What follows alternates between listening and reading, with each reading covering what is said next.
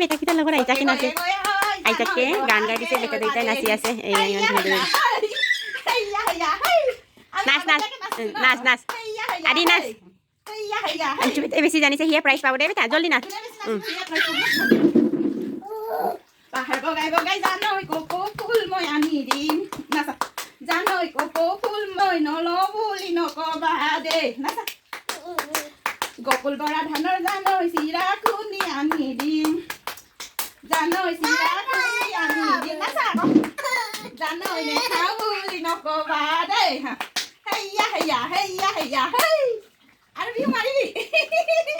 হাই নমস্কাৰ পুনৰ স্বাগতম জনাইছোঁ আপোনালোক সকলোকে হাই কচোন বেটা হাই আন্টি বেটা হাই কৈছে দেই হাই কচোনি না হাই ইমান বৰষুণ দিছে আজি ডাৱৰীয়া বতৰ একদম ভাল লগা নাই বহুত বৰষুণ দি আছে ইয়াতে মই গাহৰি মাংস বইল কৰি আছোঁ আজি গাহৰি মাংস বনাম বতৰো বেয়া ইমান বৰষুণ দিছে গাহৰি মাংসই খাওঁ আৰু আজি বইল কৰা হৈ গ'ল এতিয়া ওলাই লওঁ এয়া মই আজি বনাব লৈছোঁ এয়া গাহৰি মাংস আৰু এইফালে নহৰু আৰু এইফালে ফুল আলু অকণমান লৈছোঁ কেইটামান দুপাল ফালি লৈছোঁ এইটো আজি বনাম দুটা নহৰু আৰু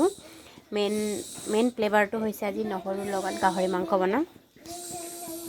এয়া নহৰু এয়া তেল গৰম হৈ গ'ল ইয়াতে মই প্ৰথমত লগাই লৈছোঁ কেইটামান পাঁচফোৰণ আৰু মই এনেকৈ পিঁয়াজ ব্যৱহাৰ কৰা নাই নহৰু আদা জলকীয়া পেষ্ট কৰা আৰু জালুক পেষ্ট কৰাখিনি এনেকৈ দি লৈছোঁ বেছি ভাল হয় খাবলৈও টেষ্টি হয় নহৰু পেষ্ট কৰাটো দিলে বেছি ভাল লাগে সেইটো কাৰণে মই পিঁয়াজ ব্যৱহাৰ কৰা নাই এইটো অলপ ৰংচোৱা কৰিব দি ল'ম ৰংচোৱা হৈয়ে গৈছে পেষ্ট কৰাখিনি ৰংচোৱা হৈ গ'ল এতিয়া মই প্ৰথমতে মাংসখিনি দালি লৈছোঁ এনেকৈ ভালদৰে মিলাই লওঁ তেলটো মিক্স হৈ যোৱাকৈ মিলি যোৱাকৈ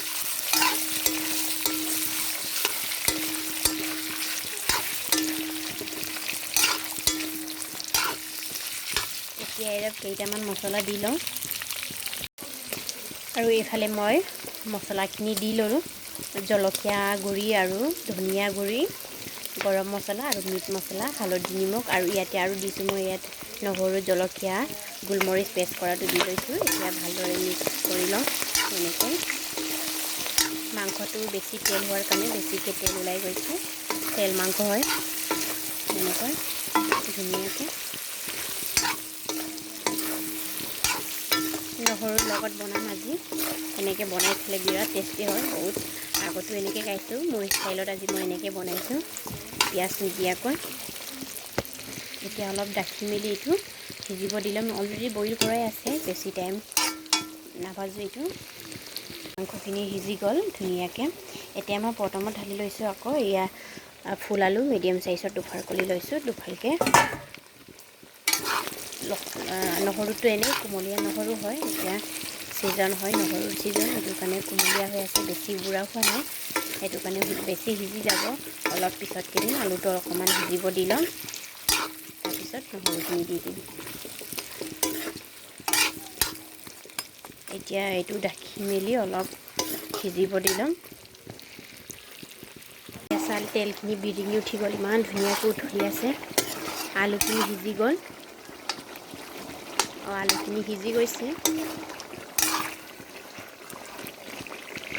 যিখিনি উঠলি আছে ধুনীয়াকৈ এতিয়া মই নহৰুখিনি দি দিওঁ বিলাহী কেইটামান দি দিছোঁ এনেকৈ ইয়াতে মই এতিয়া নহৰুখিনি দি লৈছোঁ মাংসকেইটা গোটেই তেল আছিলে গলি গৈছে সৰু সৰু হৈ গৈছে ইয়াৰ মেইন ফ্লেভাৰ হৈছে আজিৰ চব্জিটো লচুন নহৰু এনেকৈ বনাই খালে বহুত টেষ্টি হয় আগতো আমি বনাই খাইছোঁ এনেকৈ আপোনালোকে ভাল পালে ভিডিঅ'টো চাই ভাল পায় যদি আপোনালোকে বনাই খাই চাব এনেকৈ ধুনীয়াকৈ মিক্স কৰি ল'ম এতিয়া ঢাকোন দি এইটো উঠলিব দি সিজিব দি ল'ম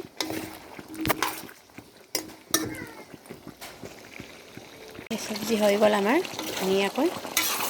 অলপ গ্ৰেভিকৈ বনাইছোঁ নহৰুখিনি সিজি গ'ল এতিয়া নমাই দিওঁ খাব পৰা হৈ গ'ল গোন্ধটো আপোনালোকে বিৰাট ভিডিঅ'টো ধুনীয়া চাই ভাল গোন্ধ লাগিছে আহিছে। প্লিজ কমেণ্ট কৰিব, শ্বেয়াৰ কৰিব, ছাবস্ক্ৰাইব কৰিব নাপাহৰিব। চব্জি হৈ গ'ল, গেছখন নমাই দিলোঁ, এতিয়া ধুনীয়াকৈ খাওঁ আৰু।